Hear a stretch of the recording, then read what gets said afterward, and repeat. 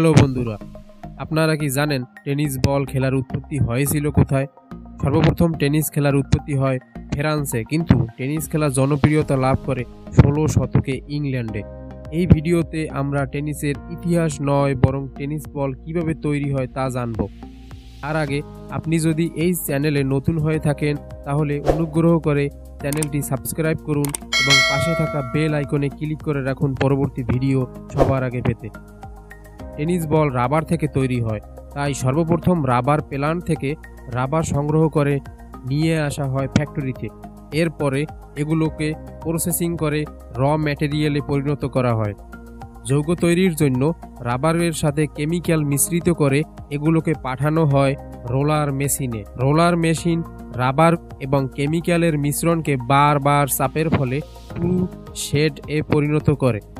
রাবারের এই শেডকে ছোট ছোট টুকরে কাটা হয়। এরপরে টুকরোগুলোকে ছাঁচে ফেলে তাপ এবং হাইড্রোলিক প্রেসার ব্যবহার করে বলের অর্ধ আকৃতির খোলস তৈরি করা হয়। এরপরে এই অর্ধ আকৃতির খোলসগুলোকে স্যান্ডপেপার দিয়ে ঘষে মসৃণ করে নেওয়া হয়।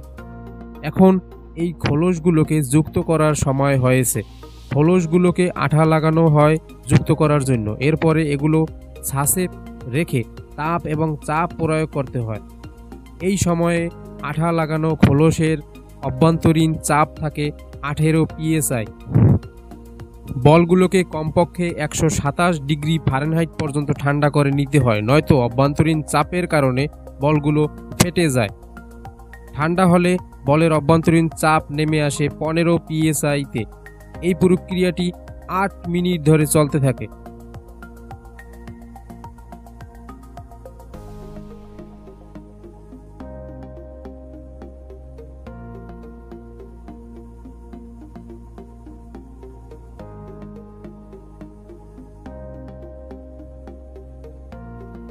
এরপরে উল এবং নাইলনের ফেব্রিক্সে আঠা লাগিয়ে বলের উপরের আবরণ তৈরি করা হয়।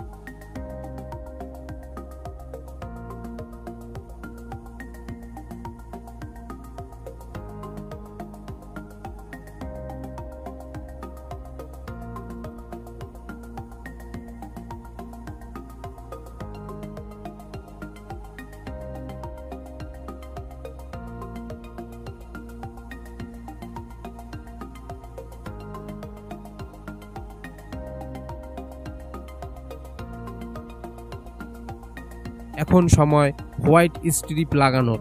হোয়াইট স্ট্রিপ লাগানোর পরে এই বলগুলোকে ছাঁচে ফেলে আবার তাপ দেওয়া হয়।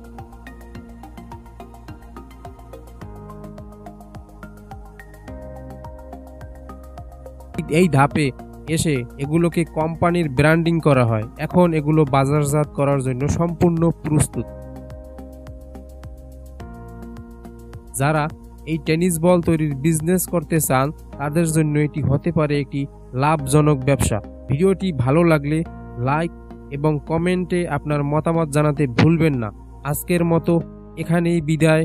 নতুন ভিডিও নিয়ে আবার আসবো। ততক্ষণ পর্যন্ত ভালো থাকুন, সুস্থ থাকুন।